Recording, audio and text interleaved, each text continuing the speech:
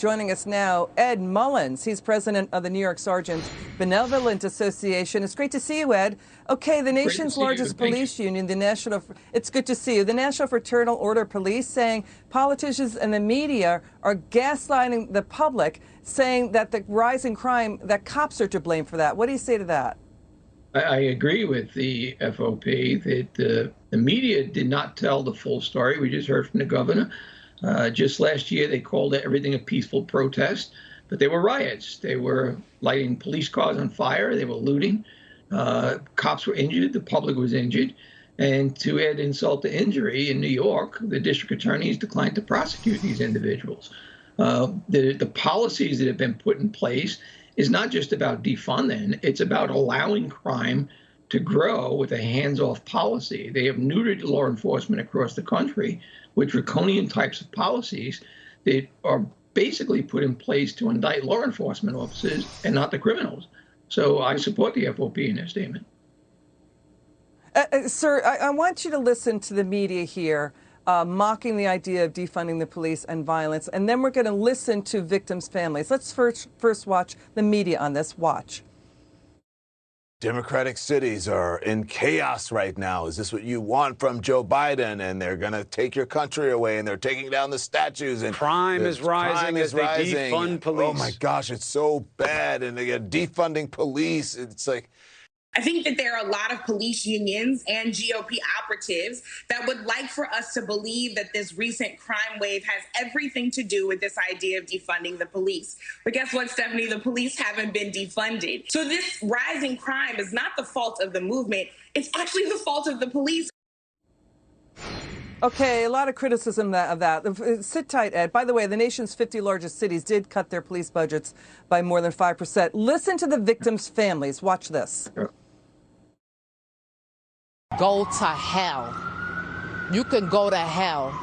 And excuse my expression, but you took something that was precious from me, precious from my son, something precious from his mother, and we will never see him. He cannot come back. Come here, meet with us, face us, stay here for a weekend. For the love of God, just come here and say something to us. The people that are freaking voting for you and depend on you to take care of us. Where are you? Show your face to us. Do something. Don't just sit there and let your city go down to the ruins. Ed, you can hear the desperation and pain. The first was a grandmother who lost her toddler infant grandson. The second was a woman in Minneapolis who has to hide in the bathtub or her bed with her children in her arms as bullets enter neighborhood homes. Go ahead. I can only say that, listening to the victims, that the elected politicians are outwardly lying by blaming the police for these crimes to occur. And they should be ashamed of themselves. They should be embarrassed. And what they're doing is they're lacking in leadership to correct the policy that they put in place that has contributed to the death of many victims across this country. They are no different than the actual people who are squeezing the triggers of these guns, killing these people. And they have the opportunity to fix it, but now they pivot and they're trying to blame the police. The truth of the matter is, it's the police who are speaking for the victims.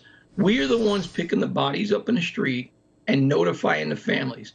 We only see the mayor, we only see the governors show up when it's a person of notoriety. Why did it take a mayor to get involved in a Times Square shooting when we had a 1-year-old child that was shot in Brooklyn last year? There was no outcry for a poor black child that was shot last year, but a tourist shot in the city of New York in Times Square drew attention. It just isn't supposed to be that way. But the police responded to all of these incidents. I sympathize for those families. And I believe that every elected official that put these policies in place should step down in disgrace. And it's up to the voters to backlash against them. This is not the police union. How did Mayor de Blasio do? Go ahead, Ed. How did Mayor de Blasio do? How did he perform? How did Chicago Mayor Lori Lightfoot perform? The mayors of Minneapolis and Los Angeles. Go ahead. Destroyed the city of New York. Single-handedly destroyed the city of New York. His police commissioners have followed in his footsteps, knowing that they did wrong. You had Commissioner Bratton, Commissioner O'Neill, Commissioner Shea, knowing that the policies he put in place were not going to work. Mayor Lightfoot should be ashamed of herself. Chicago is controlled by mostly African-American political officials, and she's allowing children and people to be gunned down in the street on a regular basis. The police in Chicago have been struggling for years, and they're not getting the support. And this is going on across the country, as is in the city of Portland. Portland is now advertising to show that it's a place that is adopting for change, to bring tourism there. People are leaving Portland. The residents of Portland are leaving. Why? Because the mayor and the city council have all put policies in place to make the city unsafe. Major cities across this country have been destroyed. And, being here in New York City, we can't get rid of de Blasio fast enough. Okay. All right, Ed Mullins, thanks for joining us. Thank you for your service to New York City and to our country, Ed Mullins. Come back soon.